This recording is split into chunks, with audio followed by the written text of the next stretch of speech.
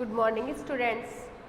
कल हमने पढ़ा था संज्ञा की परिभाषा, संज्ञा के प्रकार और उसमें उसका एक प्रकार था व्यक्तिवाचक संज्ञा, उसकी परिभाषा और उसके उदाहरण हमने पढ़े थे। आज देखिए हम पढ़ेंगे जातिवाचक संज्ञा। संज्ञा के कितने भेद बताए थे? 3। कौन कौन से? व्यक्तिवाचक संज्ञा, जातिवाचक संज्ञा और भाववाचक संज्ञा। तो व्यक्तिवाचक संज्ञा तो हमने पढ़ ली थी, आज हम पढ़ेंगे जातिवाचक संज्ञा। जिस शब्द से किसी जाति के सभी प्राणियों, स्टूडेंट्स ध्यान से देखिएगा, जिस शब्द से किसी जाति के सभी प्राणियों या पदार्थों का बोध होता है उसे जातिवाचक संज्ञा कहते हैं। किसे कहते हैं जातिवाचक संज्ञा? जिस शब्द से किसी जाति के सभी प्राणियों या पदार्थ का बोध होता है उसे जातिवाचक संज्ञा कहा जाता है। जैसे उदाहरण देखिए, लड़का, पुस्तक, पशु, फल, मिठाई आदि। ये सब किसके उदाहरण है? जातिवाचक संज्ञा के उदाहरण है। अब आगे देखिए भाववाचक संज्ञा। भाववाचक संज्ञा किसे कहते हैं? जिसमें किसी भाव को प्रकट किया जाए उसे भाववाचक संज्ञा कहते हैं। अब देखिए, जिस शब्द से किसी प्राणी या पदार्थ के भाव, गुण या स्वभाव का बोध होता है उसे भाववाचक संज्ञा कहते हैं। जैसे इसका उदाहरण देखिए, वीरता, वो एक गुण है, उसमें आया ना गुण। तो भाव कैसा भी हो सकता है, जैसे दया का भाव, ठीक है, प्रसन्नता का भाव, और उसके बाद है गुण। गुण मतलब कोई सा भी गुण हो सकता है, जैसे वीरता का गुण हो सकता है, ठीक है ये। और तीसरा है स्वभाव। स्वभाव से कैसा भी हो सकता है, गुस्सैल हो सकता है। तो ये सब किस में आएंगे? जातिवाचक संज्ञा में आएंगे। अब इसका उदाहरण देखिए, वीरता जो कि एक गुण है, बचपन भाव है, मिठास क्या है? ये भी भाव है, प्रेम ये भी भाव है। तो ये सब किसके उदाहरण हो गए? जातिवाचक संज्ञा के उदाहरण हो गए।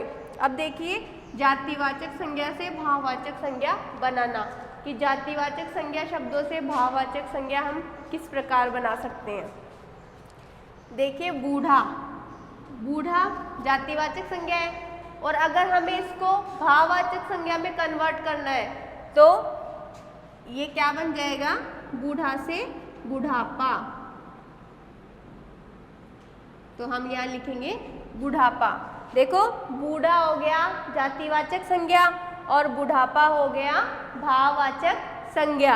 अब देखिए पशु क्या है? जातिवाचक संज्ञा। पशु क्या है? जातिवाचक संज्ञा। और अगर हम इसे भाववाचक संज्ञा में कन्वर्ट करेंगे तो ये क्या बन जाएगा? पशुता, यानी भाववाचक संज्ञा बन गया। अब देखिए स्टूडेंट्स आगे, लड़का ये क्या है? जातिवाचक संज्ञा है। और अगर हम इसे भाववाचक संज्ञा में कन्वर्ट करेंगे तो क्या बन जाएगा? लड़का है तो क्या बन जाएगा? लड़कपन। तो देखिए स्टूडेंट्स, हम यहाँ लिख देंगे इसके आगे लड़कपन। ये भी क्या हो गया? भाव हो गया। अब देखिए बच्चा क्या है? जातिवाचक संज्ञा। और इसको किस में कन्वर्ट करेंगे? भाववाचक संज्ञा में। तो बच्चा जो है इसका भाववाचक संज्ञा क्या हो जाएगा? बचपन।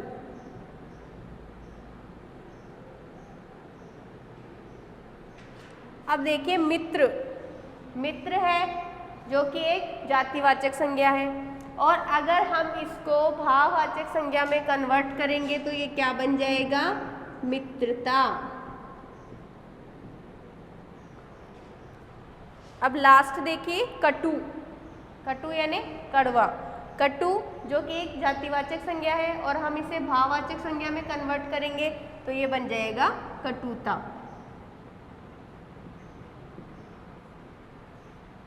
अब देखिए स्टूडेंट्स, हमने जातिवाचक संज्ञा से भाववाचक संज्ञा बनाई है। जैसे बूढ़ा जातिवाचक संज्ञा था तो इसका भाववाचक संज्ञा बना दिया बुढ़ापा। उसके बाद है पशु, तो पशु से बन गया पशुता। लड़का है तो लड़का से भाववाचक संज्ञा बन गया लड़कपन। उसके बाद है बच्चा, बच्चे से क्या बन गया बचपन।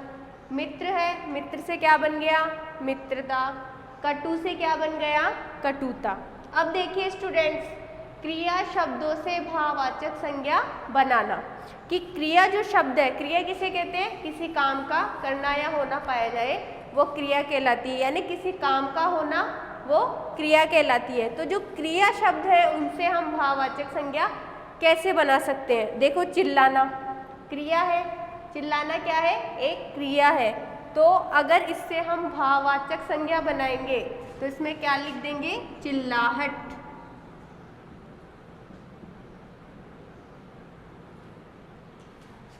चिल्लाने से क्या बन गया चिल्लाहट। अब देखिए स्टूडेंट्स, घबराना, घबराना जो कि एक क्रिया है और इसका भाववाचक संज्ञा बनाने के लिए हम क्या करेंगे, यानी घबराना एक क्रिया है और इसका भाववाचक संज्ञा क्या बन जाएगा घबराहट।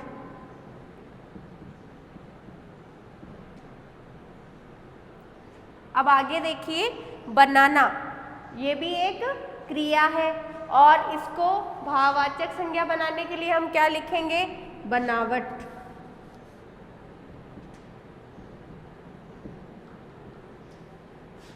अब आगे देखिए अकुलाना, अकुलाना ये भी एक क्रिया है। तो अकुलाना, तो इसका भाववाचक वर्ड बन जाएगा अकुलाहट।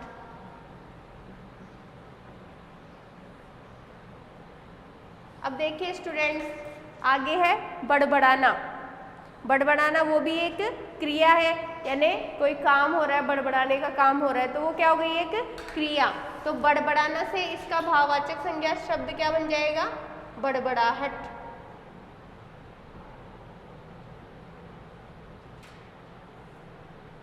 अब देखिए नेक्स्ट है गुर्राना। गुर्राना जो कि एक क्रिया है, तो गुर्राना से क्या बन जाएगा गुर्राहट।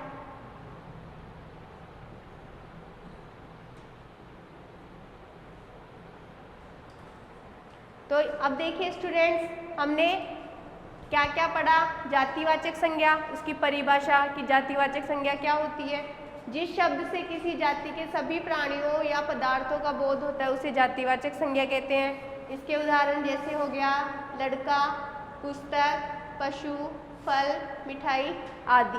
उसके बाद हमने पढ़ा भाववाचक संज्ञा, जिस शब्द से किसी प्राणी या पदार्थ के भाव, गुण या स्वभाव का बोध होता है उसे भाववाचक संज्ञा कहते हैं। जैसे वीरता जो कि गुण है, बचपन, मिठास, प्रेम आदि, ये सब किसके उदाहरण हो गए भाववाचक संज्ञा के उदाहरण हो गए। अब देखिए उसके बाद हमने जातिवाचक संज्ञा से भाववाचक संज्ञा बनाना सीखा। जैसे बूढ़ा है जातिवाचक संज्ञा है, तो इसका भाववाचक संज्ञा क्या बन जाएगा बूढ़ापा। उसके बाद है पशु, जातिवाचक संज्ञा है तो इसका भाववाचक संज्ञा बनेगा पशुता। उसके बाद देखिए लड़का, लड़का जो कि जातिवाचक संज्ञा है और इसका भाववाचक लड़कपन। अब देखिए बच्चा जो कि एक जातिवाचक संज्ञा है और उसका भाववाचक संज्ञा बन जाएगा बचपन। उसके आगे है मित्र, मित्र का भाववाचक शब्द बन जाएगा मित्रता। नेक्स्ट है कटु, कटु का भाववाचक शब्द बन जाएगा कटुता। उसके बाद देखिए क्रिया शब्दों से भाववाचक संज्ञा बनाना।